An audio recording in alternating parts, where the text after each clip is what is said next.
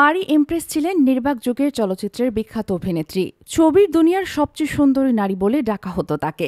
এছাড়াও তিনি ছিলেন জনপ্রিয় গায়িকা ও নৃত্যশিল্পী।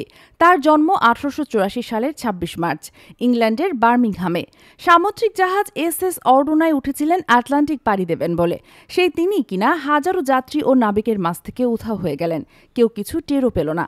ঘটনাটি 1919 সালের 27 অক্টোবরের। সেদিন ছিল সোমবার। আমেরিকার নিউ ইয়র্ক সিটির কানার্ড লাইন জেটিতে নোঙর করল অর্ডোনা। আটলান্টিক মহাসাগর পাড়ি দিতে জাহাজটি সেবারের যাত্রা শুরু করেছিল 11 দিন আগে ইংল্যান্ডের লিভারপুল থেকে। নিউ ইয়র্কে পৌঁছানোর আগে কানাডার নোভা স্কটিয়া রাজ্যের হ্যালিফ্যাক্সে ফেলেছিল নোঙর।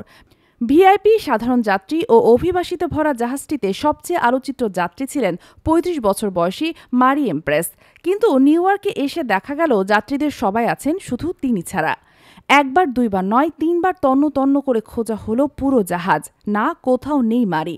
বিনোদন দুনিয়ায় সাড়া পড়ে গেল। এত মানুষের মাঝখানে তিনি কখন কিভাবে উধাও হয়ে গেলেন সে অনুসন্ধানে ঘাম ঝরাতে থাকলেন, জাদলেন গোয়েন্দারা।